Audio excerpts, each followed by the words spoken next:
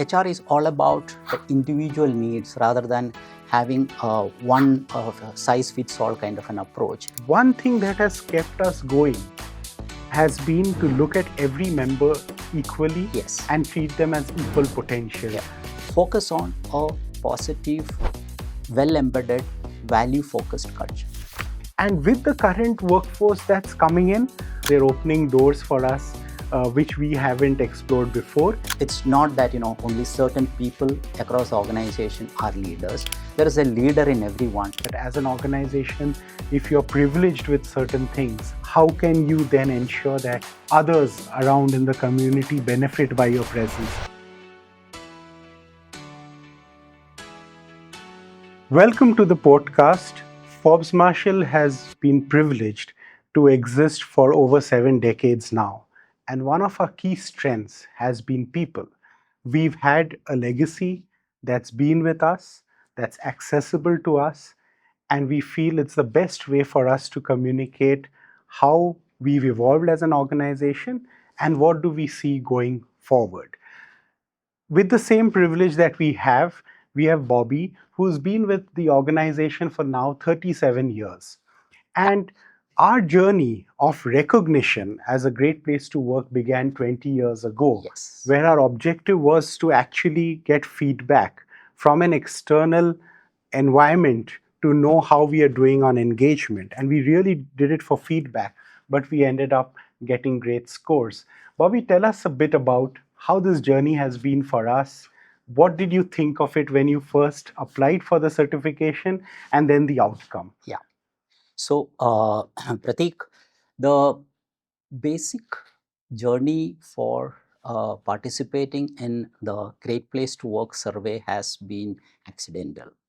I still remember in 2006, when we wanted to do an engagement survey at that particular point of time, we were interacting with different organizations who typically were doing the survey, and we connected with the right management services, and they were the ones who told us that they have an association with Great Place to Work, and many of the inputs which come from the Great Place to Work survey would be something which will be helpful in getting you a kind of a feeler on how engaged the organization is. So we then aligned in joining the survey. That was the first time, and they had Great Place to Work India had just come to India and established themselves in tie-up with Right Management Services, and we participated, and we came up with extremely positive scores, and we were in the top 25 in year one,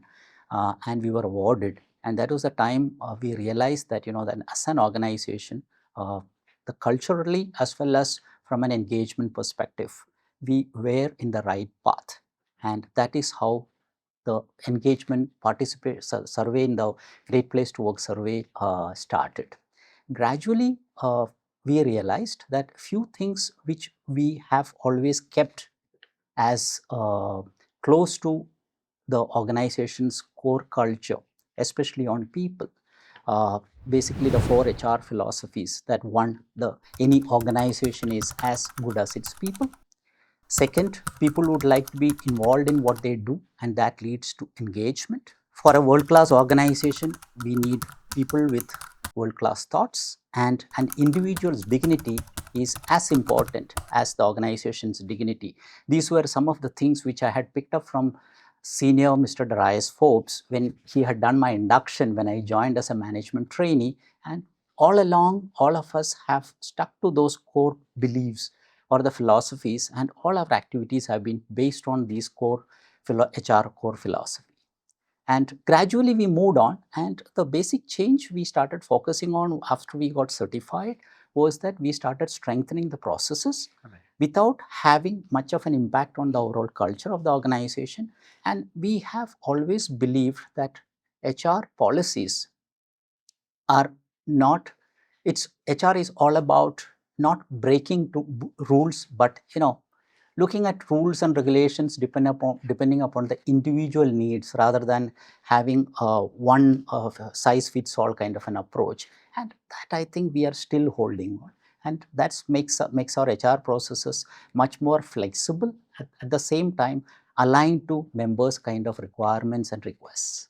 I think that's a great point. I want to pick up one of the points that, out of my own experience of the last 20 years, that we have had HR policies which have always been propagated as guidelines. Yes. Right? And those guidelines are to ensure that everyone in the workforce is engaged.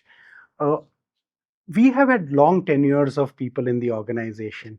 What do you think has worked very well for us when it comes to engagement and productivity?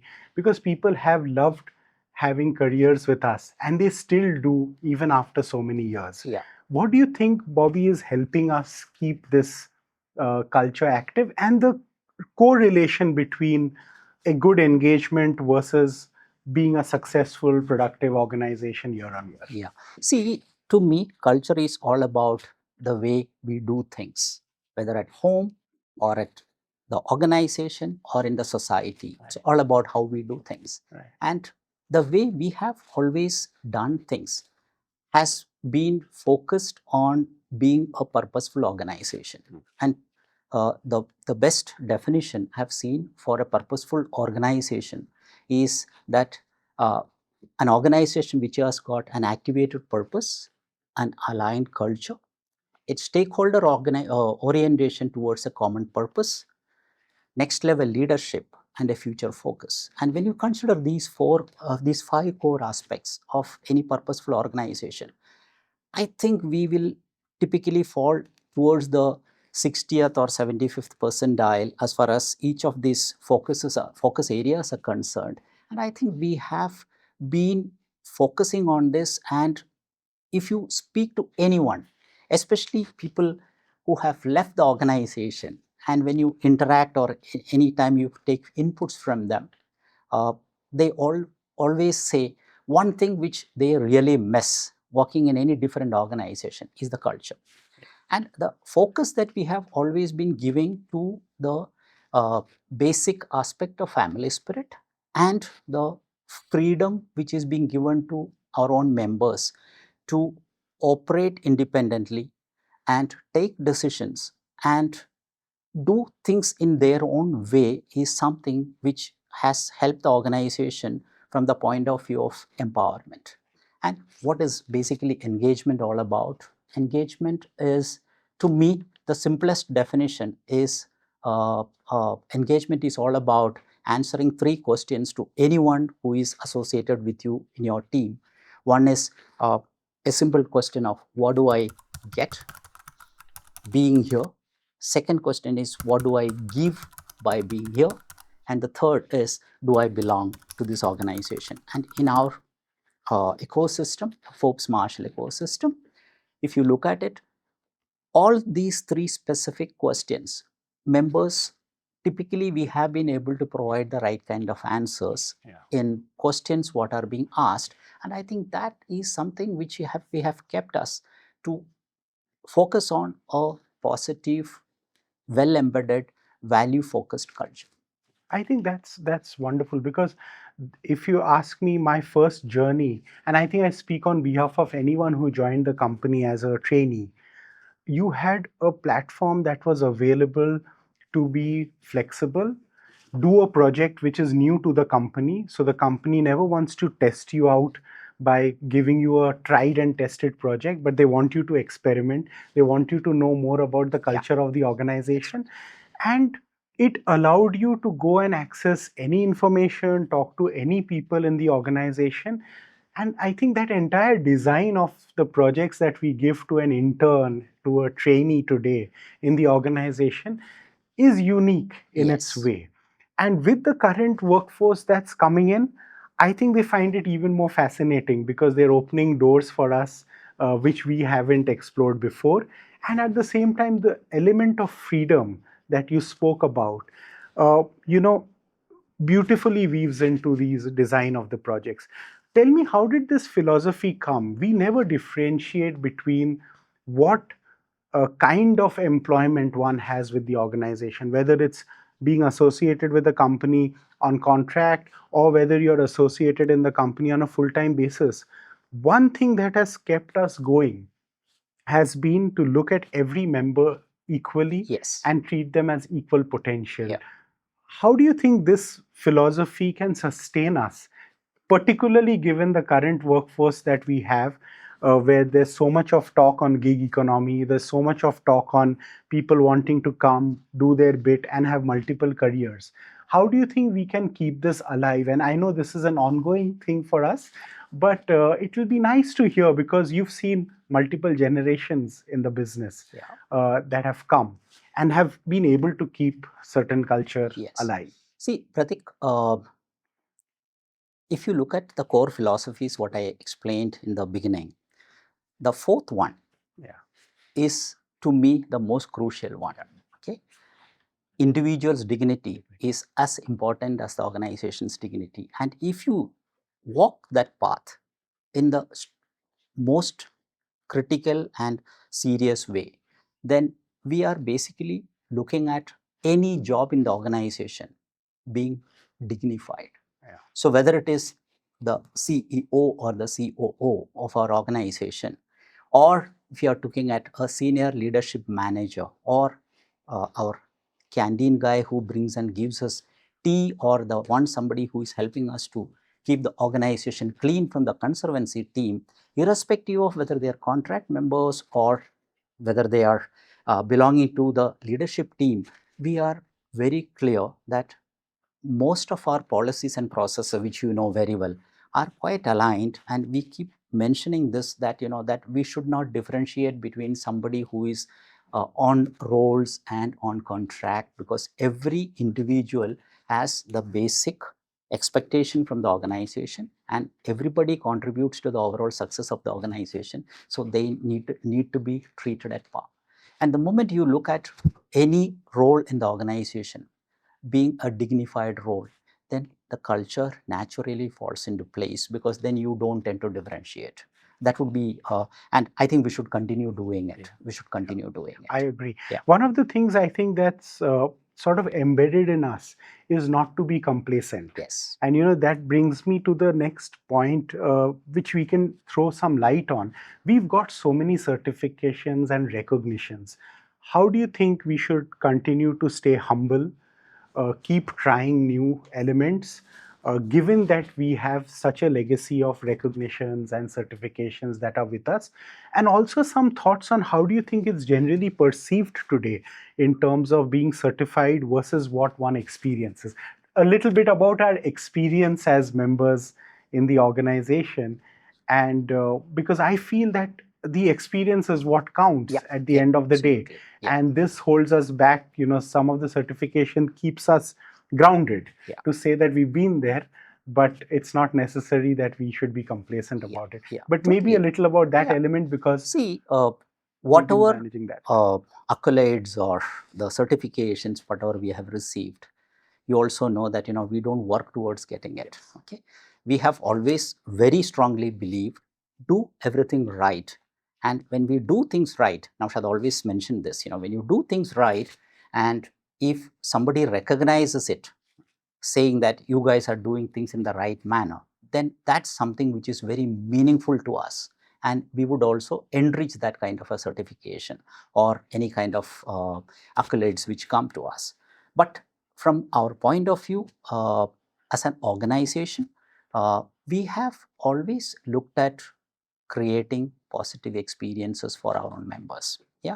Employee experiences, now the world talks about it all along. HR fraternity, any of the discussions or deliberations we have outside, we always talk about creating employee experiences, and even employee engagement activities.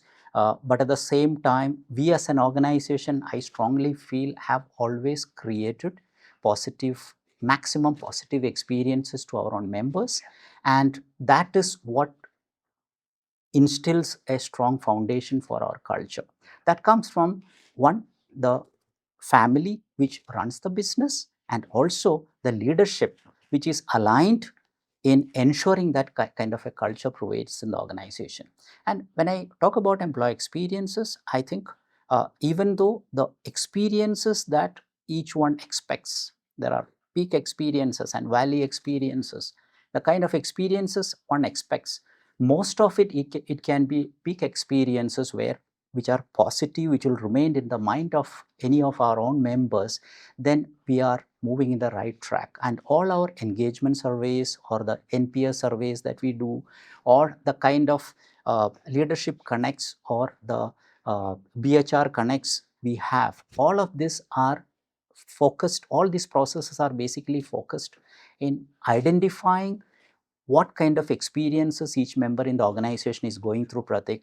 And I think HR team, our own team, should ensure we facilitate to ensure that wherever we find any kind of lag in providing positive experiences, the course corrections are done with the help of the leadership team at the right instance. For me, as whenever I meet up with the security guys on Saturdays, sometime, when you get to address, I always tell them that, that you are the first touch point of the organization, because anyone visiting first interacts with the security. Yeah. The experience which is created over there makes a huge difference to anyone who is coming in.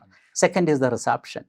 Third could be a canteen boy who will serve tea at the reception, and then they move on to meeting up with different people, or if somebody is coming in for an interview. So each one of these small experiences, when you put together, that creates a larger framework for the positive culture of the organization. So I think we should just continue the way we do it, and depending upon the environment, and also as we have much younger members coming in, and we do have members with high level of longevity who have been there for us. You rightly mentioned 20, 30 years, 35 years we have members. I think it's important to ensure that their expectations, though, are going to be slightly different. We should play a balancing role as far as their experiences are concerned. Yeah. And I think I remember our time going back 10, 12 years when we were expanding internationally and setting up these 16 offices that we have in international operations and recruiting people. I remember we used some of these same principles of experience. Yeah. And we also had this philosophy, which was very clear, that we would go to a country, take people from that country to run our operations. And I think that principle balances out this entire experience, absolutely. that it has to go to all diverse groups that come in contact with us. Yeah, and you also had this thing of you setting up offices across the countries, where whichever office you walk into, you get the feel of a Forbes Marshall office. Those things those are all things which creates positive experiences to anyone visiting. Yeah. Right. And also, Pratik, another thing which I think as an organization, going forward, since you mentioned about how do you sustain a great workplace, to me, about 6 core factors which, if we focus on, which we keep discussing internally as a team, if they are kept in mind, and if we focus our leadership team as well as all our line managers, whom we very strongly believe are our HR managers in the organization, it's all about ensuring a positive sense in any member in the organization of 6 critical aspects. Okay. One is the sense of purpose. Second is sense of opportunity. Third is sense of success. Fourth is sense of well-being. Fifth is sense of acceptance. And sixth is sense of leadership. If all these 6 critical factors, if we focus on to ensure that everybody is aligned to those 6 core aspects where members experience positivity while looking at any of this, someone being very clear about why do I exist in this organization? Okay, why am I here? And if the his leader or the manager is able to give a clear indication or a confirmation that you are important to us because you are here to perform this particular role. If you look at our performance management system, the first question we had put is the purpose of the role. Sense of purpose, sense of opportunity, where anyone who is in the organization is being given opportunity which matches his skills. At the same time, a challenge has to be there where he looks forward to taking on additional things. And third one is a sense of success. When someone is successful, we have always been shy as an organization in celebrating success. But now we see a lot of positive changes where there has been conscious efforts to make those changes, but we should do more of it. And well-being, another one. Of course, we have been certified by Great Places to Work for one of the best companies in employee wellness and related areas. But that is an area which will need a lot of focus even going forward.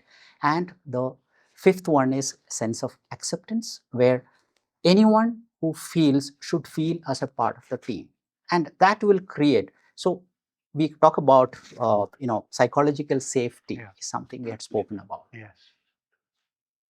That's something which we should very seriously encourage in the organization. And to me personally, and I think we should strongly look at this, that someone feels psychologically safe or very safe in admitting to his own colleagues in the team that I don't know how to do this, with the confidence that somebody will be there to help me out.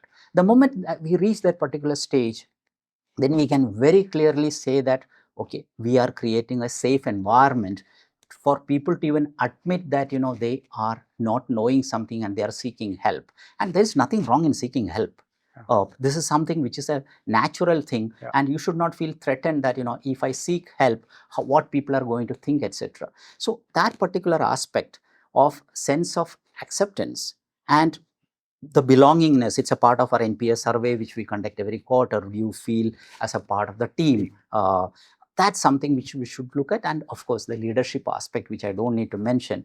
There is a leader in everyone. Yeah. I think it's not that only certain people across the organization are leaders. There is a leader in everyone, and a true leader definitely identifies the leadership quality in every team member to ensure that that particular aspect is something which is being uh, uh, triggered, so that you have an outstanding class of people as a part of your team who are willing to take on anything. So these few things, if you keep in mind, and even from your own experience, okay, what do you think uh, are the basic essence of leadership which thrives in our organization? What do you feel? I think Bobby, just to take cue from what you just mentioned, I think this is it's an excellent framework that's existed, and I think I'll talk a bit about our values. I think the values has helped us provide this space and ground, and they have evolved over a period of time. We have sustained certain values, like in the way we work, the family culture, the certain bits of our culture that have stayed with the organization in terms of family spirit, in terms of integrity, doing things in the right way, no matter how difficult the circumstance. At the same time, the new values that we are building on diversity, collaboration, generosity, that as an organization, if you're privileged with certain things, how can you then ensure that uh, others around in the community benefit by your presence? Yes. So I think personally, Bobby, these values and the purpose is what tells you that there is immense potential in every individual. As you rightly said, each one has a leader, a trait that's there to be experimented. I think the opportunities that come our way, the platforms that exist, how can we reach to more people as we have grown in the organization? The more we do that, I think that's what's really helped me. So I think the values have helped me provide guidance. The platform and the purpose of the organization has enabled us to come and try, irrespective of our background, right? It's never really mattered, where you're coming from, provided you have the right attitude to do things. And I think we continue to learn a lot from the group that's coming in now, the new workforce that's coming in. It's teaching us new things. We are embracing new technology. And I think with this guidance and with tradition backing us up, I think we are very confident of what lies ahead for people. Yeah, and also, this particular one thing which is a very positive thing about our organization has been the continuity. Yes. Yeah. When I say continuity, we have a large set of members who have been, as we mentioned earlier, a part of the organization for very, very long time. Yeah. There are some of them who have put in 50 years, 40 years, 35 years, 30 years, and even during our last annual day, we had around 145 members who were receiving awards for 10 years, 15 years, 21 years, 30 years, 35 years. So when you have continuity, it helps in culture building. How it helps is when you have a set of members who have been a part of the ecosystem, knowing the basic culture of the organization. And when you have new members getting inducted into the ecosystem, it is them who can be the culture ambassadors to percolate the strength of our culture to the new joinees. Yeah. And I think in most of the cases in our organization, it happens automatically without much of a prompt. But at the same time, I think a focused effort to ensure that every new member getting inducted into our family, Forbes Marshall family, being able to align with the culture and being able to respond to any query on what are the basic strengths of this organization culturally and from a value focused point of view will be something which will be the end target, what we should work on. And I think we should be able to do that because, as I mentioned, we have a large set of members who can be the ambassadors for this actually. Great. Thank you. On that note, then we come to the end of this podcast, and we hope this provides you some input on what's helping our journey to be a great place. Thank you. Thank you so much. Please make sure you subscribe to our podcast, and we look forward to seeing you soon.